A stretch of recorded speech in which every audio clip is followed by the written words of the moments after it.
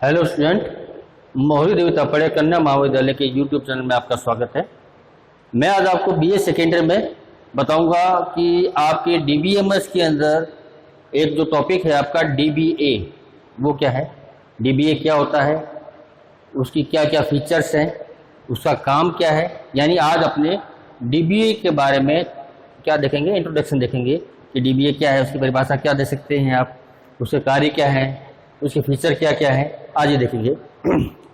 DBA क्या है? DBA का पूरा नाम है डाटाबेस एडमिनिस्ट्रेटर। क्या है? Database administrator. यानी डीबीए वह यूजर है जो क्या करता है कि डाटाबेस को डिजाइन करता है। जो क्या करता है कि आपके डाटाबेस को डिजाइन करेगा, वो ये दिखाएगा कि आपका डाटा आपके टेबल फॉर्मेट में किस रूप में आएगा, किस तरीके से आएगा, उसका क्या टाइप होगा, वो किस प्रकार से एक्सेस किया जाएगा, ये सारे काम आपके कौन देखता है? डीबीए देखता है। या बोल सकते हैं कि डाटाबेस को मैं आपको डाटा किस प्रकार से एक्सेस करना है, ये भी आपको कौन देखेगा? ये आपका डीबीए देखेगा। जो आपका जो डीबीए है वो ये भी चेक करता है कि आप के जो डाटाबेस को कितने यूजर में बांटा जा सकता है। यानी कौन कौन से आपके, यानी जो डिफरेंट टाइप ऑफ यूजर्स हैं आपके डाटाबेस के किस पार्ट्स को आपको वो देखेंगे। अलग अलग यूजर को सारी पूरी डाटाबेस को देखने की अथॉरिटी नहीं होती है।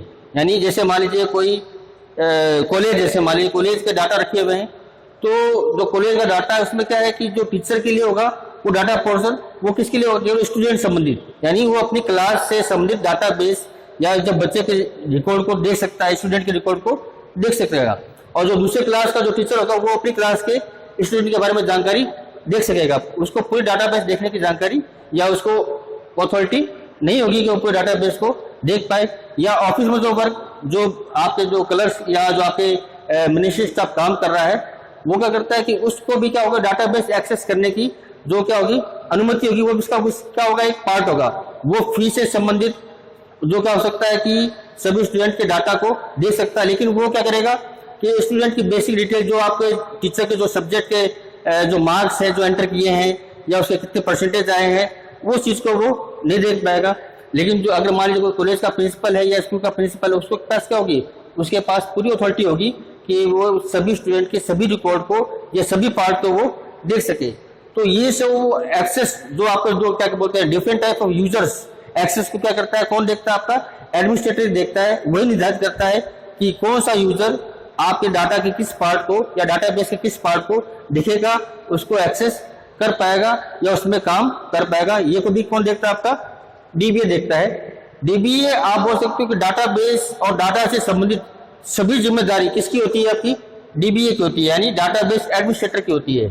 तो डाटाबेस एडमिनिस्ट्रेटर क्या है कि डाटाबेस एडमिनिस्ट्रेटर वह यूजर है जो क्या करता है कि डाटा को, डाटाबेस को क्या करता है, कंट्रोल करता है। और डिफरेंट टाइप ऑफ यूजर, यानी विभिन्न प्रकार के यूजर को अलग अलग अथॉरिटी प्रदान करता है डाटाबेस को एक्सेस करने की। और ये भी प्रदान करता है कि वो डाटाबेस के किस पार्ट को वो देख पाएगा, डाटाबेस की रिकवरी का, डाटाबेस के बैकअप का, डाटाबेस को क्या नाम है, वाइब्रेशन का, इस डाटाबेस की सिक्योरिटी का, यानी सभी प्रकार की जो भी डाटाबेस या डाटा संबंध जो भी आपकी जिम्मेदारी है वो सारी कौन देखता है? आपका डीबीए देखता है। डाटाबेस जो एडमिनिस्ट्रेटर है वो क्या करता है, वो आपके जो क्या बोलते हैं अपने मैनिपुलेशन का काम भी वो चेक कर सकता है कि आपके कौन सा यूजर किस प्रकार के मैनिपुलेशन की क्रियाएं कर सकेगा और कौन सा यूजर किस प्रकार की मैनिपुलेशन की क्रियाएं नहीं कर पाएगा। ये सारा काम भी कौन देखता है? आपका डीबीए देखता है।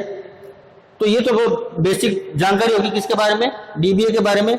अब देखते हैं कि डीबीए का कौन कौन से कार्य हैं, डीबीए क्या क्या कार्य कर सकता है। पहला कार्य है आपका डाटाबेस एक्सेस या डाटा एक्सेस। तो जो आपका जो डीबीए है ये निश्चित करता है कि जो कौन सा यूजर किस प्रकार के डाटा को एक्सेस करेगा। यानी पहला इसका काम कौन सा है? Data access. मैं यहां लिख देता हूं, पहला वर्क है इसका डाटा एक्सेस। यानी जो डीबीए क्या करेगा, डाटाबेस एडमिनिस्ट्रेटर, सबसे पहला कार्य क्या है उसका? Data access. डाटा एक्सेस में क्या देखेगा कि कौन सा यूजर किस प्रकार के डाटा को एक्सेस करेगा, उसको उस डाटा को एक्सेस करने के लिए ऑथराइज है या नहीं, ये भी कौन चेक करेगा? आपका DBA ही चेक करता है। फिर क्या है कि डाटा बेस को एक्सेस करने वाले जो यूजर हैं उसको ऑथराइज जो किया गया है उसके लिए क्या आपके सिक्योरिटी यूज में ली गई है, उसके लिए क्या यूजर नेम और पासवर्ड का प्रयोग किया गया है। वो अपने यूजर नेम और पासवर्ड से ये पता करेगा कि जो यूजर है वो सही ऑथराइज है व्यक्ति है या नहीं, इस प्रकार इस पार्ट के डाटा को एक्सेस करने के लिए ये भी क्या करता है, वही चेक करता है। जो DBA है आपके जो डाटाबेस का स्कीमा तैयार करता है वो ये चेक करता है कि डाटाबेस का स्कीमा आपका सही डिजाइन हुआ है या नहीं, उसमें जो डाटा का प्रकार किस प्रकार से आएगा वो सारा कौन देखता है? आपका DBA देखता है, यानी डाटा एक्सेस देखता है। फिर क्या है कि आपका जो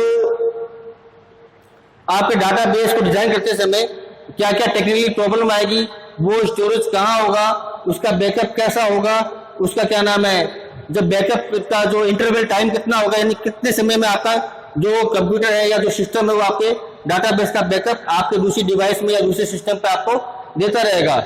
ये सब निर्धारण कौन करता है? आपका DBA ही करता है। यानी अपने बोल सकते हैं कि DBA का वर्क क्या है? DBA के कई सारे वर्क हैं जो आपके डाटाबेस से संबंधित सारी जिम्मेदारियां हैं, वो सब कौन देखता है? आपका DBA देखता है। यानी DBA आप बोल सकते हो कि DBA आपके डाटाबेस का वह यूजर है या वह मेन यूजर है जो डाटाबेस को क्रिएट करता है, उसका स्कीमा तैयार करता है और यूजर के लिए ऑथराइज क्या करता है, क्या नाम है, पार्ट ऑथराइज करता है कि कौन सा डाटाबेस का पार्ट कौन सा यूजर आपका क्या करेगा, ऑथराइज होगा। अब बात करते हैं कि डाटाबेस के जो DBA के विशेषता क्या क्या है या DBA का फंक्शन क्या क्या है।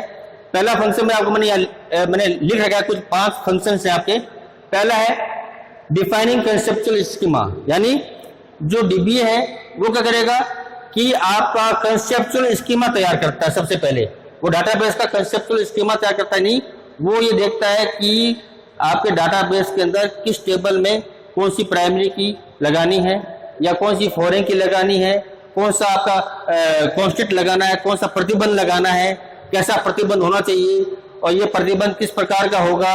अगर इस प्रतिबंध में ये डाटा मतलब यानी जो भी आपका एनालिसिस है डाटा से संबंधित वो सारा आपका डिफाइनिंग कंसेप्चुअल ऑफ स्कीमा में आएगा। यानी वो स्कीमा तैयार करते समय या टेबल का स्ट्रक्चर तैयार करते समय इस सब बातों का ध्यान रखता है कौन?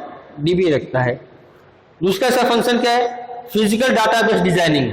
यानी फिजिकल डाटाबेस डिजाइनिंग में क्या आएगा? फिजिकल डाटाबेस डिजाइनिंग में ये आएगा कि आपने जो डाटाबेस तैयार किया, DBA द्वारा जो डाटाबेस तैयार किया गया है वो कहाँ पे स्टोर होगा, यानी वो कंप्यूटर सिस्टम के अंदर किस पार्ट में स्टोर होगा, वो हार्ड डिस्क में स्टोर होना है या कोई दूसरी जगह आपका जो मैच सर्वर पे स्टोर होना है, ये सब चीज कौन देखता है? आपका DBA देखता है। यानी DBA का दूसरा फंक्शन क्या है? फिजिकल डाटाबेस डिजाइनिंग, यानी आपका डाटाबेस में जो डाटा वो किस जगह स्टोर होना है ये भी आपको कौन निर्धारित करता है? आपका DBA निर्धारित करता है। फिर तीसरा है सिक्योरिटी एंड इंटीग्रिटी चेक, यानी DBA की जिम्मेदारी होती है कि वो सबसे पहले जांचे कि आपकी डाटाबेस की क्या सिक्योरिटी है, उसको किस प्रकार से सुरक्षित रख सकते हैं, यानी कोई दूसरा अनऑथराइज्ड व्यक्ति आपके डाटाबेस को देख ना पाए या उसमें कोई बदलाव नहीं कर पाए, उसको चेक नहीं कर पाए।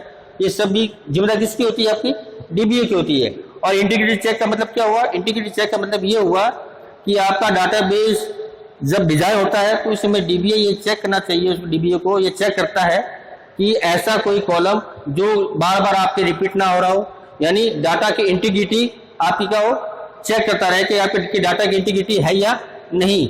इसकी भी चेक कौन करता है? आपका DBA करता है। यानी एक ही टेबल में ऐसा नहीं हो कि एक ही टेबल के अंदर कुछ क्या होगा कि आपके फील्ड 2 बार आ गए या आपके ऐसा फील्ड जो बार बार आ रहा है जो अनयूज फील्ड है या नहीं, वो सब कौन चेक करता है? आपका इंटीग्रिटी चेक में किया जाता है, जो कौन कर देगा? आपका DBA चेक करेगा।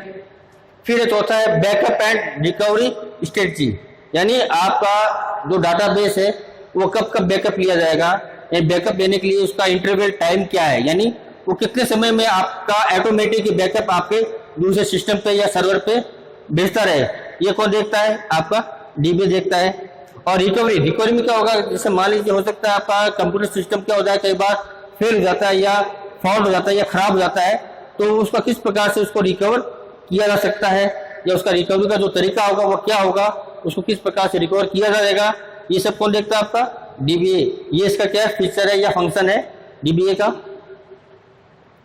फिर है ग्रांटिंग यूजर एक्सेस, यानी जो आपका DBA है ये ग्रांटिंग करता है कि कौन सा यूजर डाटाबेस को एक्सेस करेगा और वो डाटाबेस के किस पार्ट को एक्सेस करेगा, डाटाबेस को मतलब क्या क्या परिवर्तन वो कर सकता है, क्या क्या उसके लिए परिवर्तन के लिए ऑथराइज उसको किया गया है, क्या क्या परिवर्तन वो नहीं करेगा, कौन सी फील्ड को देखेगा, कौन सी फील्ड को नहीं देख पाएगा। यानी वो सब चीजें जो एक यूजर से संबंधित है कि उसके लिए ऑथराइज किया हुआ है कि वो केवल इसी पार्ट को देख पाएगा, वो भी क्या करता है कि आपका डीबीए ही कंट्रोल करता है कि कौन सा यूजर किस पार्ट के डाटा को एक्सेस करने के लिए ग्रांटिंग है या नहीं।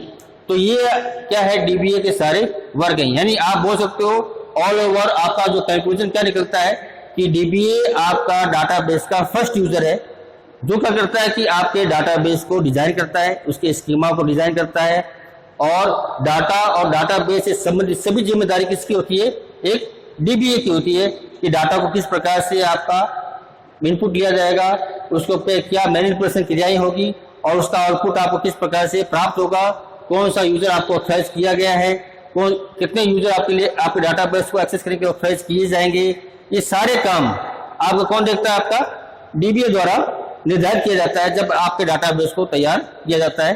तो आज मैंने आपको इस वीडियो में केवल इतना ही बताया कि डीबीए का इंट्रोडक्शन बताया कि डीबीए क्या है और डीबीए का वर्क क्या क्या है, उसके फीचर क्या क्या है या उसके फंक्शन क्या क्या है, ये मैंने आज आपको इस वीडियो में बताया। इस वीडियो से संबंधित कोई भी क्वेरी हो तो आप मुझे कमेंट बॉक्स में कमेंट कर सकते हैं। धन्यवाद।